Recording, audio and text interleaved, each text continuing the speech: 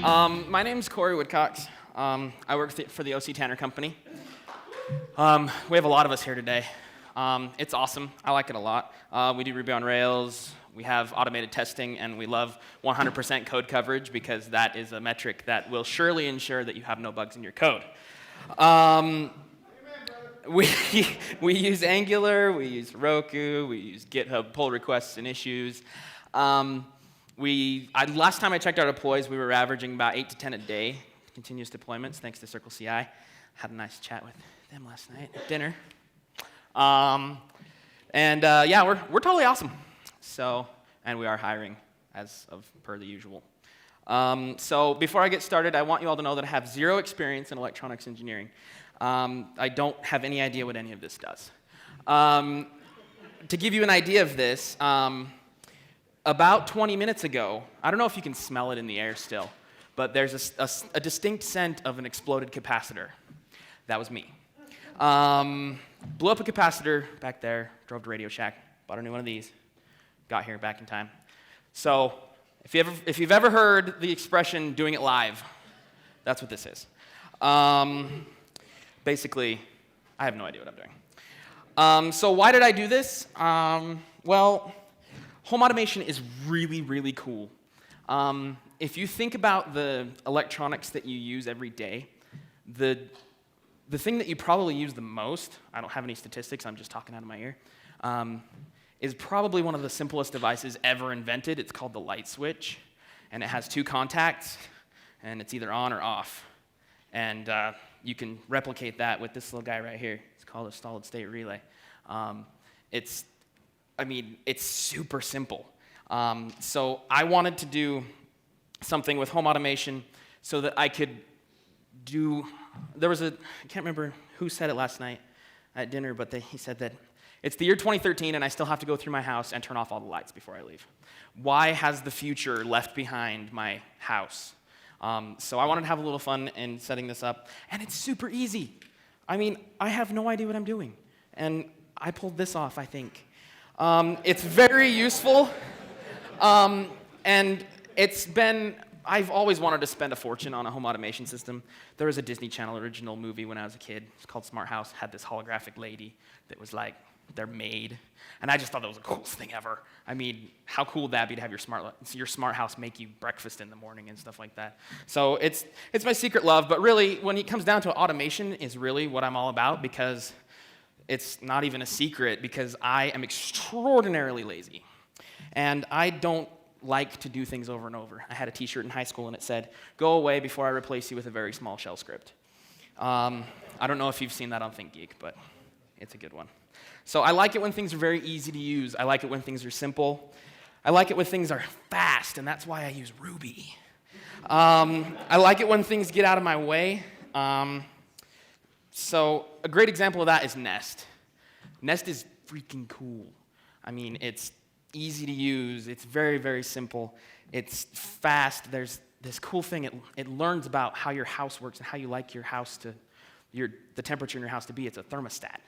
And it's awesome because they say that the Nest moment is when you walk up to it to change it and say, it's a little chilly in here, I want it a little warmer, and then it does it for you. And that's really cool. I think that automation like that has a huge place in our lives, and that we should try to make cool stuff like that. And it stays out of the way. It doesn't try to do too much. It does one thing, and it does it really, really, really well. Then there's this. That is in my garage. I don't know if you probably can't read it, but right here, it says date code 893. So that was built almost exactly 20 years ago, and it runs the sprinklers in my yard. It's clunky, literally. When you turn that knob, it makes a giant clunk sound. It's probably the scariest thing I've ever seen. It's super annoying. Every time the power goes out, it forgets what time it is, and then my sprinklers come on in the middle of the day. It's super slow. I don't know if you've ever programmed anything like that, but to reset the time when it forgets what time it is, you hold the plus button down for about 2 years.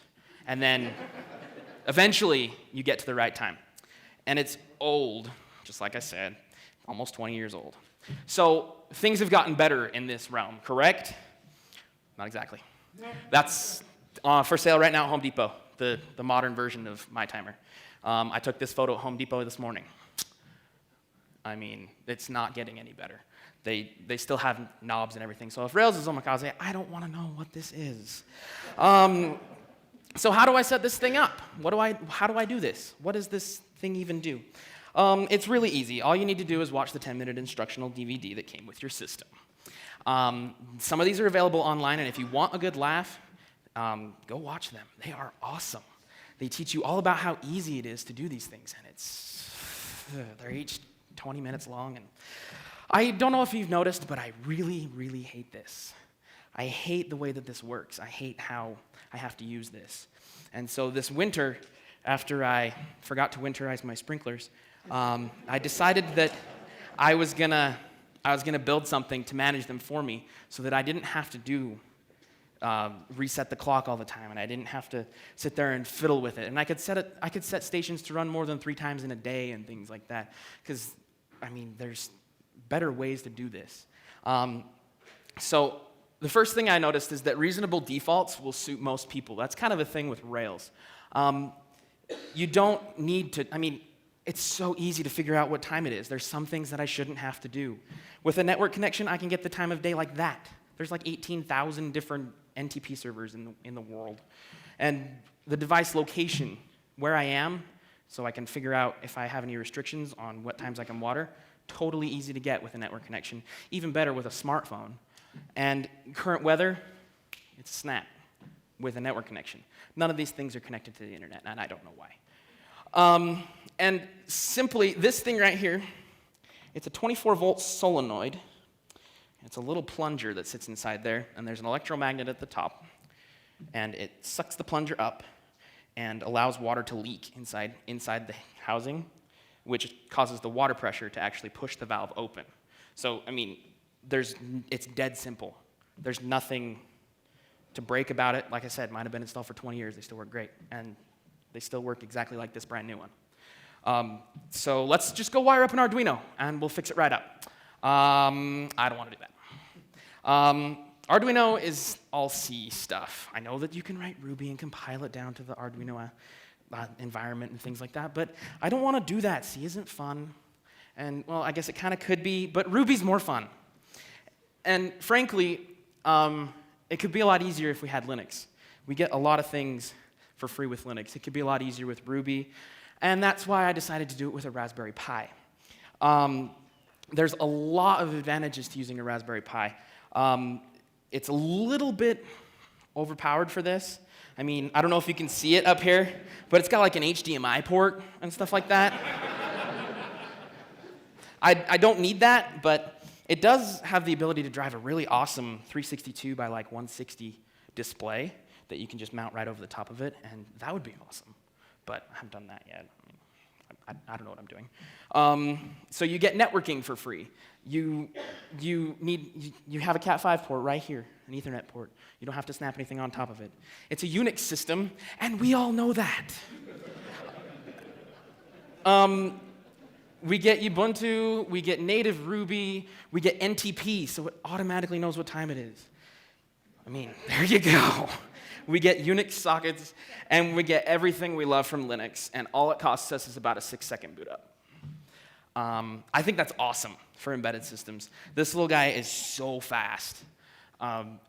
It blows my mind all the cool things you can do with it, except when you're compiling Ruby, that takes like 2 hours. But I'm working on that. I have a build system at home that's almost ready. So Austin Vance, he works for Pivotal. He was talking about Arduino at RubyConf in October. It's a great talk. You should look it up. Arduino is great for small repetitive tasks because you burn the chip and it does the same thing over and over and over once it's plugged in, and that's all it does. Same thing over and over. It's perfect for sensors, perfect for things like that. It's great for regulating and normalizing your inputs and outputs. So if you turn on 2 or 3 pins on your Raspberry Pi, it can react to it and do certain things with all of its wealth of pins, because Raspberry Pi only has about 8 GPIO pins, and Arduinos can get like hundreds upon hundreds. It's great. It's great for responding to an output from a computer. So 90% of the projects I've seen on the internet for a Arduino require you to have a laptop hooked up to it. to control what it does. And that's dorky. I don't want to tie my laptop down to this. It's very, very limited when it's isolated. That was the point that Austin was making. It works best when there's a computer around. But we have this lovely little thing called a Raspberry Pi, and it's a full Linux computer, boots right up into Ubuntu. I mean, it does everything you could ask for. It's great to be combined with an Arduino for that.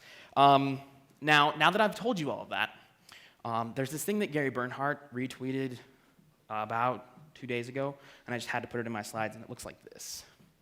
It says, the reason we get excited about software and libraries and such is that we assume that they work, which is false. And do I have a working example of a Raspberry Pi talking to an Arduino and doing cool things? No, I do not. I'm sorry. That's what I would like to see in the future. Do I have a working example of turning on a valve with that? I do indeed. So we're going to do this. And so I thought, when I was setting all this up, I thought, it'd be really cool to blink an LED or something with this Raspberry Pi. That'd be cool. It'd show everything off, right? And I thought, actually, let's get a real live sprinkler valve that'll open and close. I mean, that'd be really cool, right? And then I thought, there's $1 million and then there's $1 billion. Let's do sprinkler valves with water. So we're going to do sprinkler valves with water.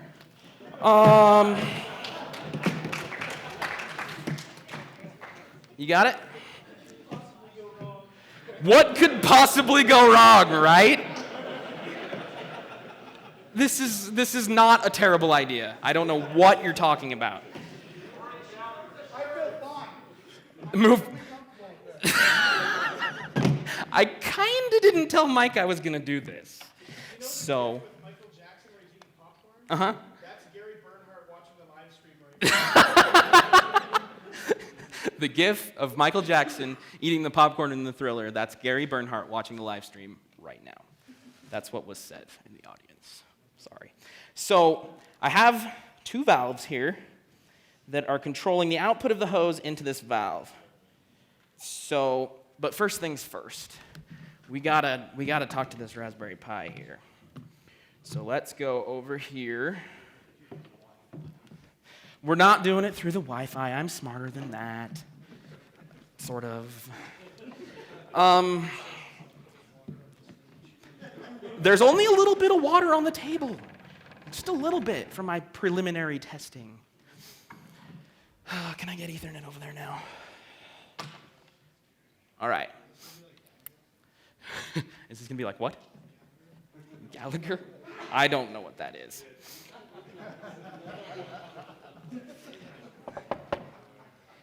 Link is up. All right, let's see if we can talk to this guy. We'll do it live. That's what I said. Famous last words. Look at that. It came right up. This is great. Oh, look at that. I do. There we go. Now you can see me. Raspberry Pi, right there. Let's make it a little bigger. And T-Mux. Woo! Okay. All right. So, last year, Pry, obviously. It takes a second, and then we're going to... So there's a gem out there called GPIO, and it's supposed to kind of abstract away the changes between the differences in the GPIO between Raspberry Pi version 1 and version 2, and also can handle some things with some Arduinos and stuff like that. I haven't had a great experience with it, but it's what we're using for today. So the interface is really nice, though, and I'm planning on fixing things up with this. So we do GPIO output pin equals GPIO output pin dot new pin 7. We get a pin. Cool. All right. I'll open the valves. Let's see. First one. Oh, that's a good sign. I like this. Nothing raised.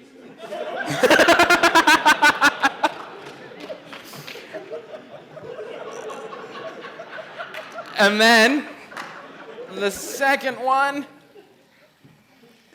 Okay, we have water flowing into the bucket, and the valve is closed. It has to prime for a second because the water pressure is actually what keeps it closed. So let me drain the pipe.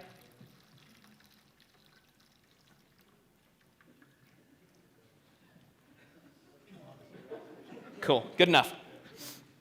All right. Pin, dot, on. Yeah! Pin dot off.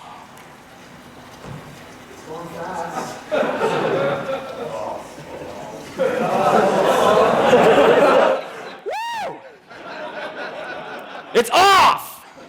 Yeah!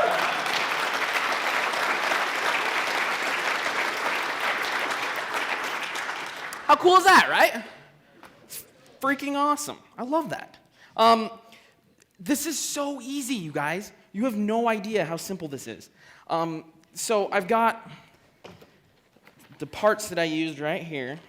You guys have ever been to, I don't know how you say it, Adafruit, Adafruit, whatever.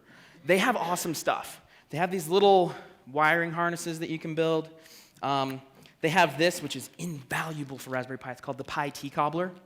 And it's this guy right here. And it comes as a printed board, a ribbon cable, and a bunch of pin headers.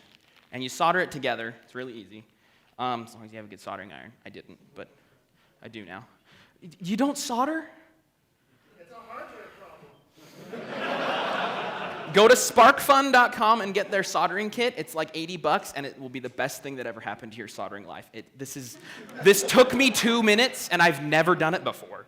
It's so easy. This gives you a little pinout that shows you exactly which pin is what. You can't see it, but it shows you ground, 3 volts, number 4, number 17, number 22. Tells you exactly which ones, and it corresponds exactly to what's on the GPIO gem. For switching the AC power, it's called a solid-state relay. I don't remember what Dave called it. There's another name for it. Optical isolator. That's what it is. There's a little tiny LED in this package, and an AC variable resistor. So this can hold back up to 500 volts, I believe. 250 volts at 8 amps. And you switch it on and off with 3.5 volts. So it's the easiest thing in the world.